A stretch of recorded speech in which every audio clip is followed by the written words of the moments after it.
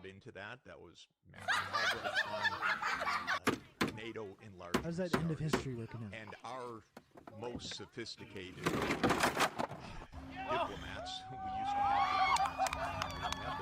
diplomats like George Kennedy, said this is the greatest mistake we could possibly make. We had a Secretary Bill Perry, God, I should resign over this. This is terrible. What's going on? But he was outmaneuvered diplomatically by Richard. Never thought he was anything systematically, in my opinion. You just wanted Hillary to... So they decided, okay, Hungary, Poland, Czech Republic, first round. And Brzezinski, in a 1997 article in Foreign Affairs magazine, which is kind of the bellwether of foreign policy, a strategy for Eurasia, where he laid out exactly the timeline for this U.S. expansion.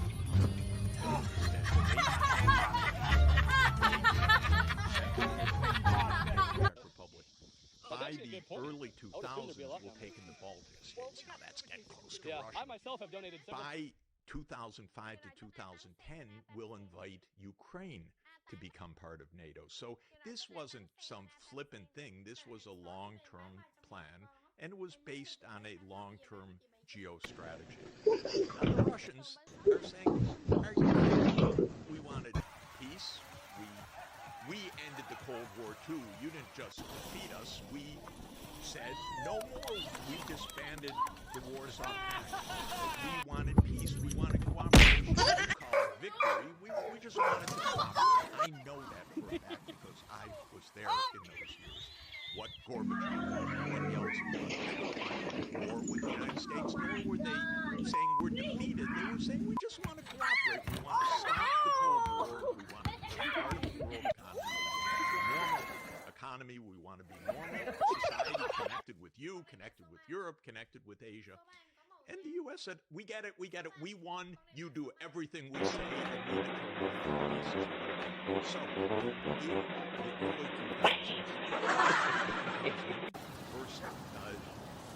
first business was good cooperation with Europe. When you go back to the early 2000s, again, I know people, I watched closely, I participated in some of this. It was completely pro-Europe. Yes. And pro-U.S., by the way. I know. And we don't want to talk about this. We don't want to admit it because we don't want anything other than fun for votes. So everything is in line. But just to say, the U.S. kept doing unilateral things that were really careful. Not yet. In 2000.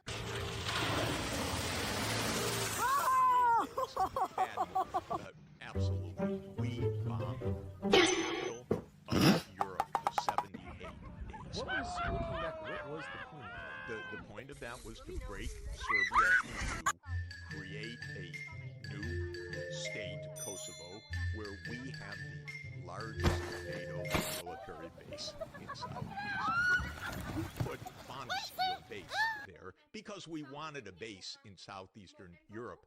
And again, you look at the neocons, it's nice of them. They actually describe all of this in various documents. You have to make the links. But in a document called Rebuilding American Defenses in the year 2000, they say the Balkans are the strategic areas for the U.S. So we have to because their idea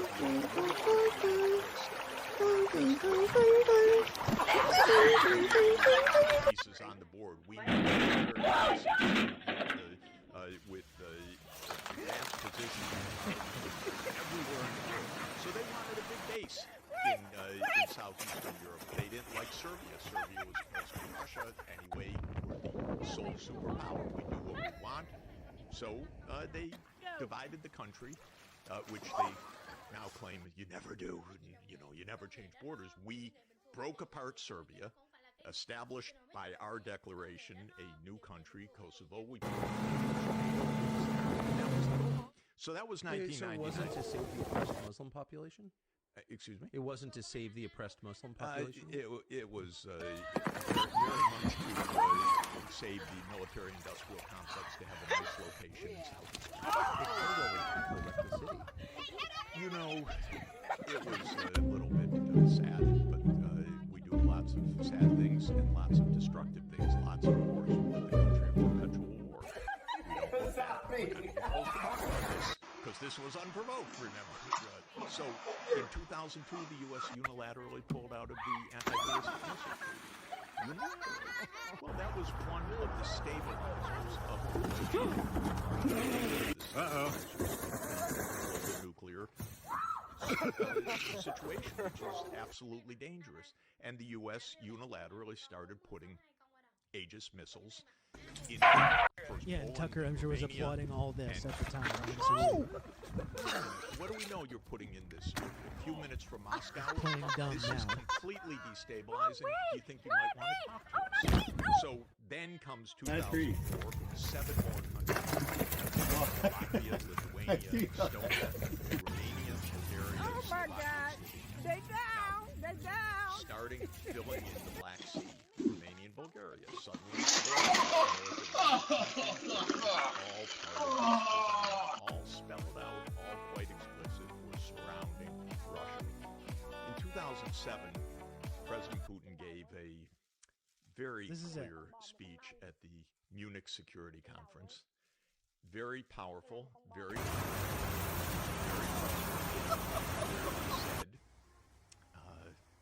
gentlemen, you told us in 1990 NATO would never enlarge. That was the promise made to President Gorbachev. Now they're saying, what? We never said and that. it was What? the promise made to President Yeltsin. And you cheated. And you repeatedly cheated. And you don't even admit that you said this, but it's all plainly documented, by the way, and as you know, in 1,000 archival sites, so it's easy to verify. James Baker III.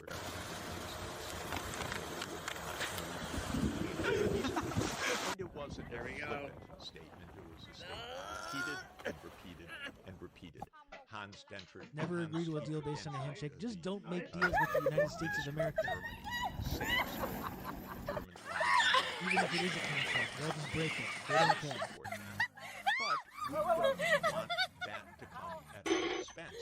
No, it won't come at your expense. NATO won't move 1 inch eastward, Mr. Ni President. tantito. Repeated so many times in many documents, many statements by the NATO Secretary General, by the U.S. Secretary of State, by the German Chancellor. Now, of course, all our foreign policy blob, because we're not supposed to remember anything. Remember, this was all unprovoked. History starts back when to we say it 2007, Putin gives this speech, and he says, stop it. Don't even think about it. This is our 2,100-kilometer border. This is absolutely part of the great economy of this region. Don't even think about it. Now, I know from insiders. Thank you, Barbara. Saying to the U.S. European leaders, don't It's just a spring thing. Just idea. We know from our current CIA director, Bill Burns, wrote a very eloquent, impassioned, articulate, clear, secret, as usual, memo, which we only got to see because WikiLeaks showed to the American people what maybe we would like to know once in a while, but we're never told. Like what our government's doing. What they're doing and how they're putting us at nuclear risk and other things.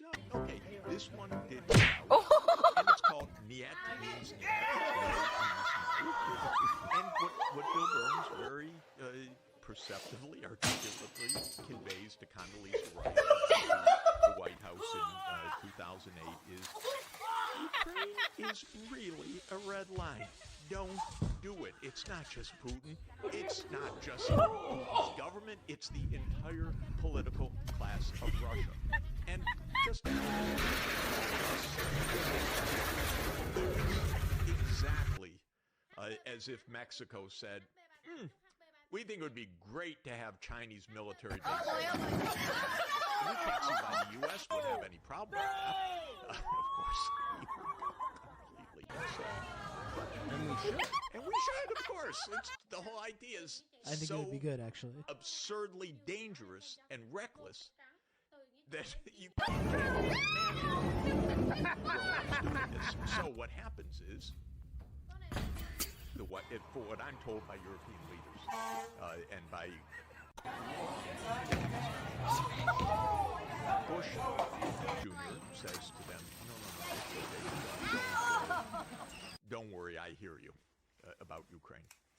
And then he goes off for the Christmas holidays and comes back, whether it's Cheney, whether it's Bush, whatever it is, says, NATO's going to enlarge to Ukraine.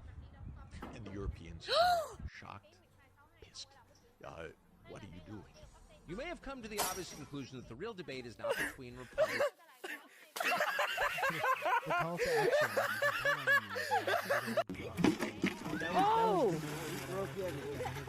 There was a lot of. Get a good picture. I'm videotaping. Once again, I would certainly much rather that this kind of analysis was taking place anywhere else other than Tucker Carlson. This is what we're left with, though, when the entire liberal establishment fully abdicate whatever responsibility they have to actually inform people about this and to talk about the U.S.'s role in all this stuff. They've completely abdicated that, and Tucker Carlson is about to pick up the pieces. The only other final thing, because I do have to get going, like, not right away, but somewhat soon. The only other thing now is that, so Yemen is now, we're bombing. This is Taiwan, but this is like the final thing that I want.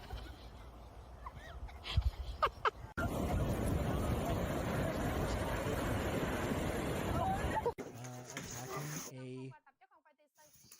Are you alright? US Are you good?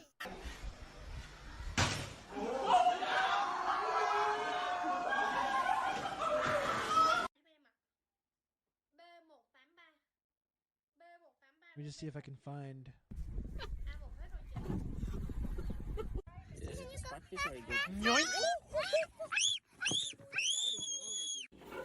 Ready, set, go. Excuse me. Excuse me. Not at war, by the way. We're just bombing another country's capital city. That's right. And then we have Yemen responding. I don't see any.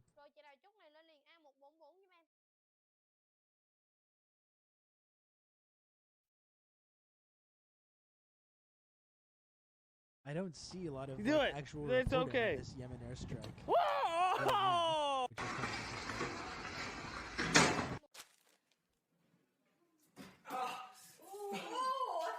kind of interesting.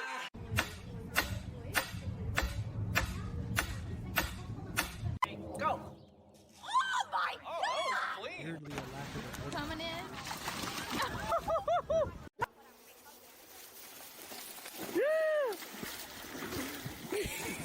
Don't forget your hat.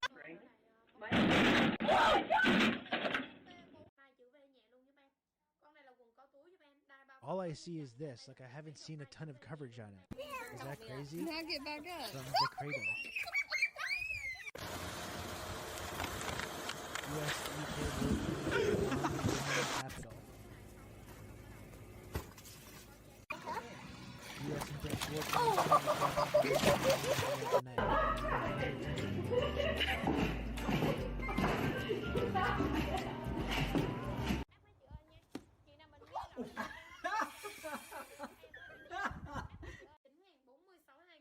And then, of course, they responded by targeting the U.S. Eisenhower aircraft carrier.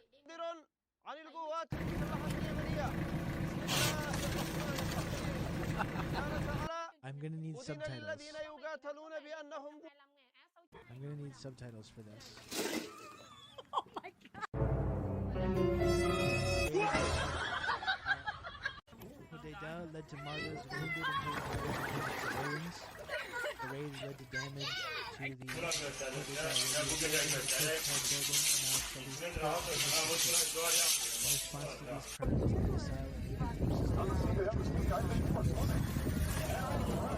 forces U.S. aircraft carrier Eisenhower was direct and accurate.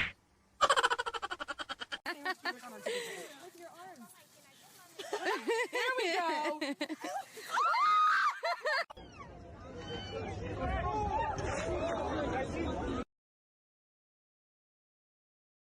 Hello cả nhà, chị nào đang xem live cho em xin.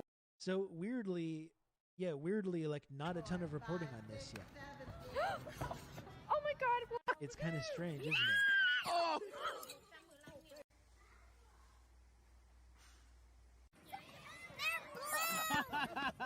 Oh, the ball got me. Oh! There's a lot of like foreign news outlets that are reporting on it, but no like. Doesn't seem like there's a lot of domestic reporting on it, which is really interesting. But yeah, that's just it's. I didn't want to spend too long talking about it, but it is just another like. Hit the whole thing. Gas pedal! Continuing to spiral out of What are you doing? Dancing on the razor's edge, basically. The possibility of escalating conflict. Piece of kindling that gets tossed onto this fire. Doing quite a number on it. Just waiting for the other shoe to drop. Here's the last thing we could take a look at. There's some Biden made some comments today. For the details of this latest ceasefire proposal, Kimberly, we heard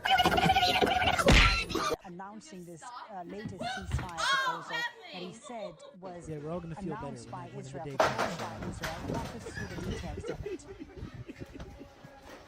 Yeah, the proposal that he says, I know some in Israel will not agree with this plan. He's urged the Israeli leaders to stand behind this deal. I asked them to step back and think about Israel's what not happens if we interested in lose making this a deal for the moment, hostages. suggesting that Israel will be isolated if it does not go ahead with this proposal. The deal seems to be broken down into 3 different phases, and it would be phased in over 6 weeks. The first phase of it would be to end the hostilities, would be a full withdrawal of the Israeli military.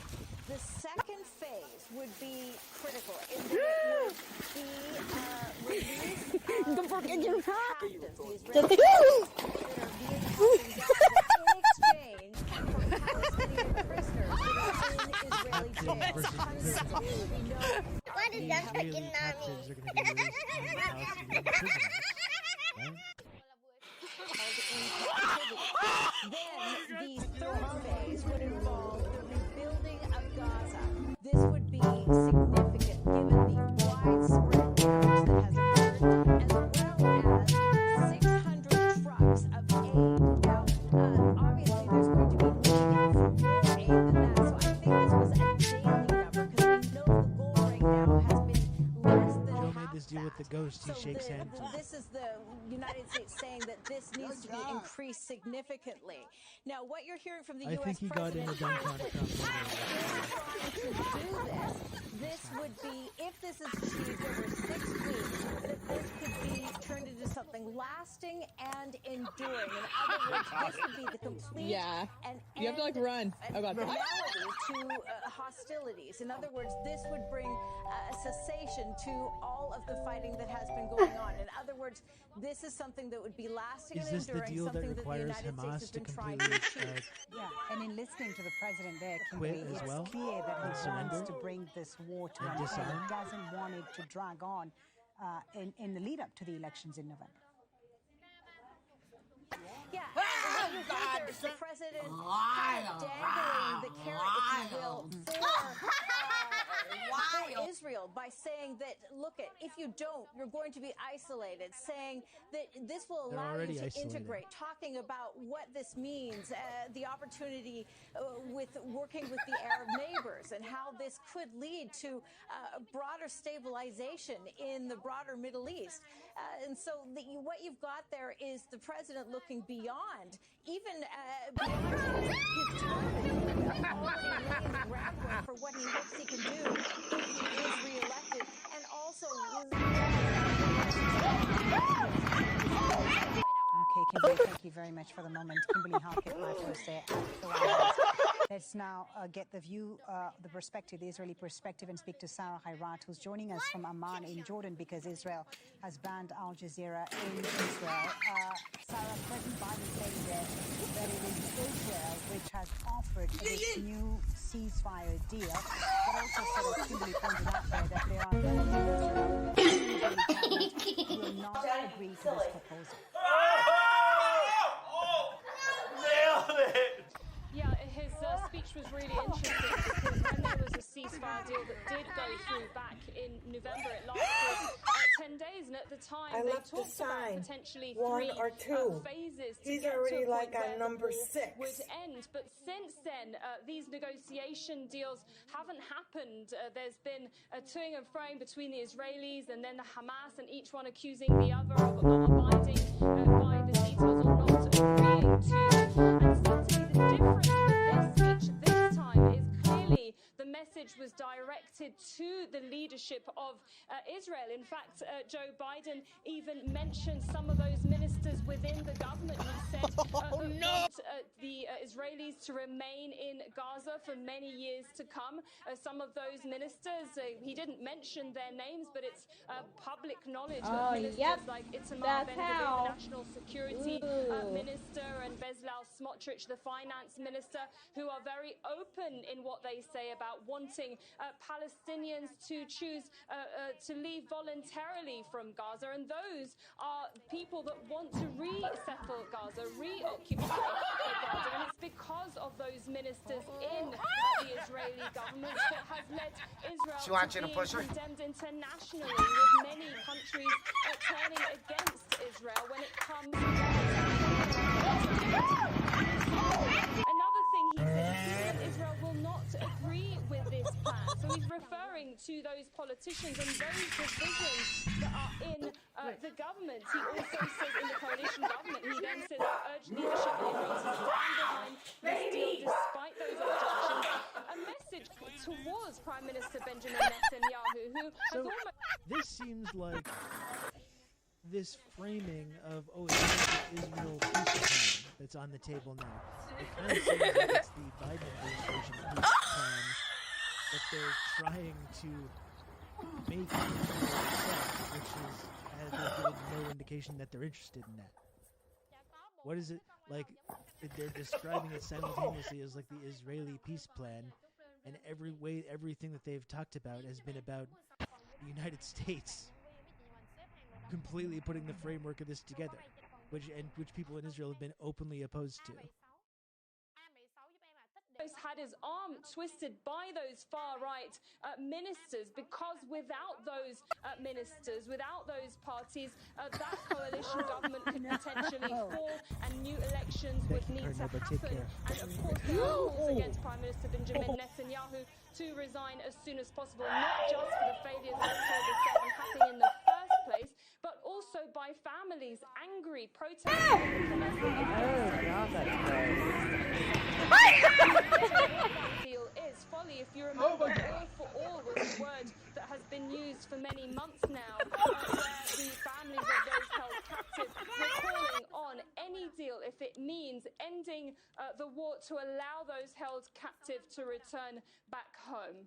Sarah, thank you very much for that. Sarah Hayrat live there in Amman, Jordan. And then, like, at the exact same time, where we're being told that Israel's offering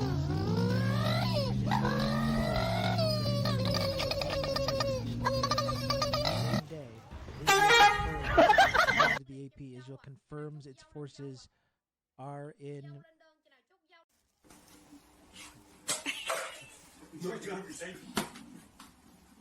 X.com, that works so well. Israel confirms its forces are in central Rafah in expanding offensive in the southern Gaza city, which apparently Joe Brandon has said was his red line that he couldn't possibly support. So at the same time, totally twerking. Ceasefire deal. So something's not quite added up with those two things. Are you taking a video? Again, this comprehensive ceasefire deal involves a path to a non-militarized state that has actual power still dominates about the whole situation. If this comprehensive peace deal involves one side of this conflict to arbitrarily surrender and disarm, I don't know that it's going to go very far.